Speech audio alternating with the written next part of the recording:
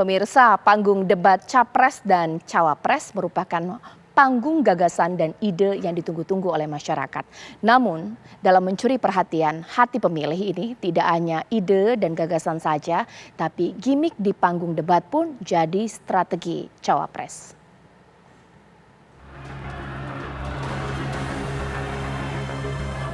Debat calon wakil presiden yang digelar Komisi Pemilihan Umum semalam banyak mempertontonkan gimmick dari para calon wakil presiden.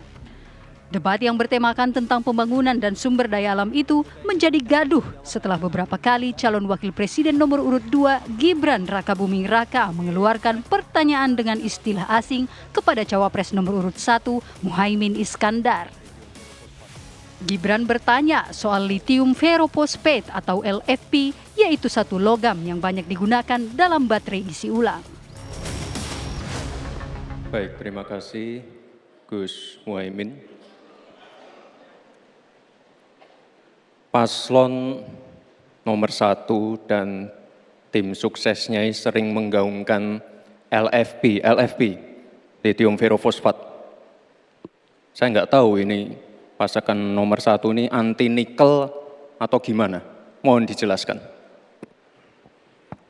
Masih ada waktu, Pak Gibran, apakah akan digunakan? Akan saya gunakan apabila pertanyaannya belum jelas. Bagaimana Gus? Cukup? Saya jelaskan juga nggak apa-apa. Singkatan dan terminologi mohon dijelaskan, Mas LFP, Gibran. lithium ferrophosphate. Tadi sudah saya bilang kan, lithium ferrophosphate. Itu sering digaungkan Pak Tom Lembong itu. Lithium ferrophosphate. Baik. Calon presiden nomor urut 1 pun tersulut melihat reaksi Gibran Rakabuming Raka dengan menekankan debat cawapres bukan perdebatan tebak-tebakan singkatan maupun tebak istilah. Debat cawapres adalah mengadu argumentasi tentang kebijakan pemerintah yang lebih baik dan tepat sasaran untuk tema yang sedang digali oleh pelaksana, yaitu KPU. Terima kasih. Tenang Pak Gibran. Semua ada etikanya. Termasuk kita diskusi di sini bukan tebak-tebakan definisi, tebak-tebakan singkatan.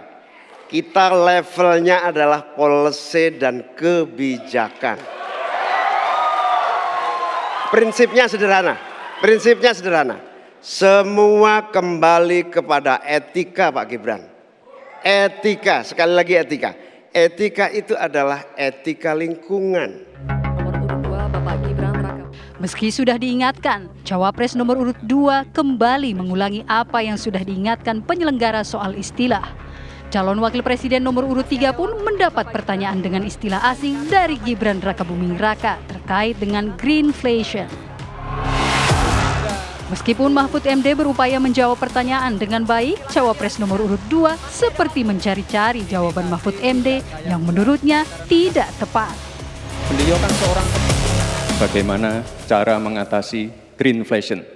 Terima kasih.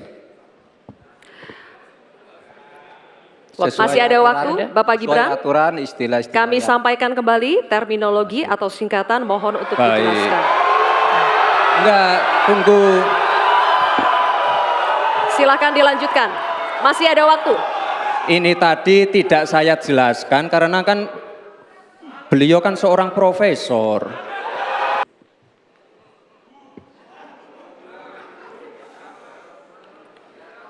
Saya lagi nyari jawabannya Prof. Mahfud. Saya nyari-nyari di mana ini jawabannya. Kok nggak ketemu jawabannya. Saya tanya masalah inflasi hijau kok malah menjelaskan ekonomi hijau.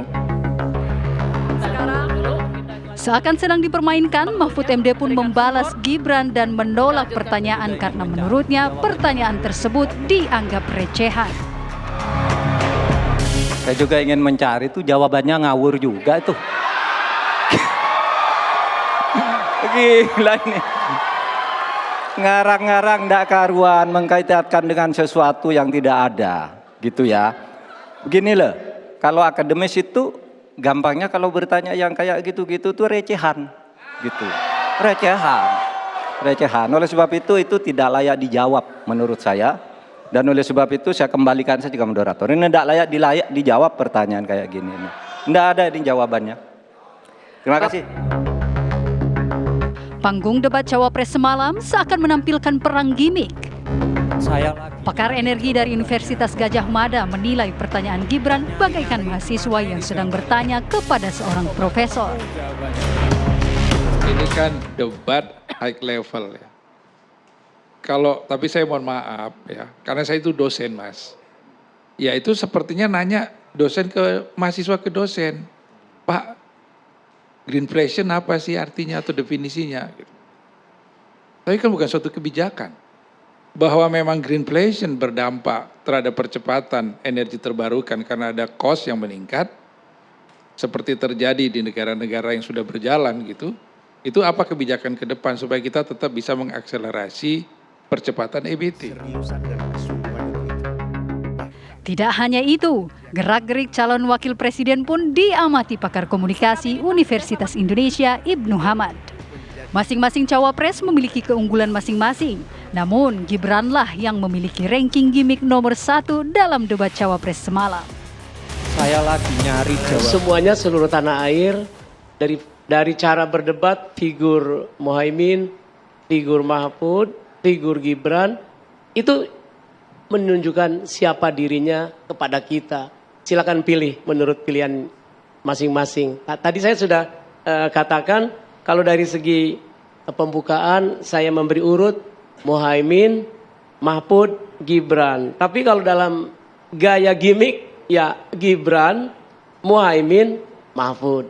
Atau saya ulang, dalam gaya gimmick Gibran, Mahfud, Muhaimin. Dalam gaya gimmick ya. Tapi dalam dalam interaksi saya kira ketiganya sejajar sekarang. Tidak ada lagi yang lebih tinggi yang lain karena Pak Mahfud digodain oleh Pak Gibran mau kok gitu. Dan untuk menentukan pemimpin masa depan. Tim TV One mengabarkan. Kita akan menyanyikan lagu Bagimu.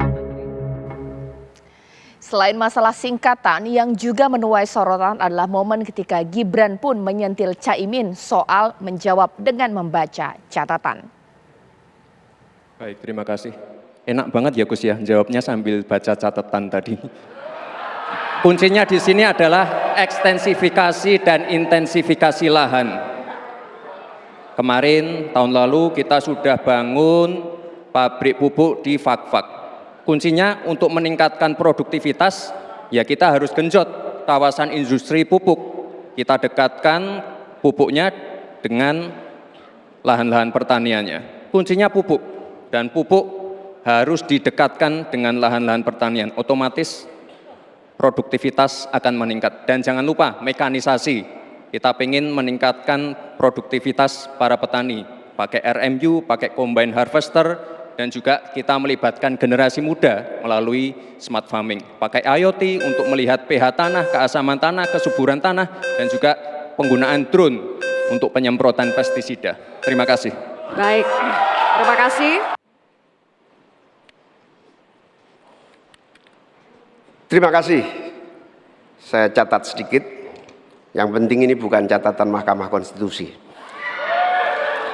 Hadirin sekalian yang... Nah gitu dong Gus, jangan terlalu tegang kayak waktu debat Cawapres pertama kemarin.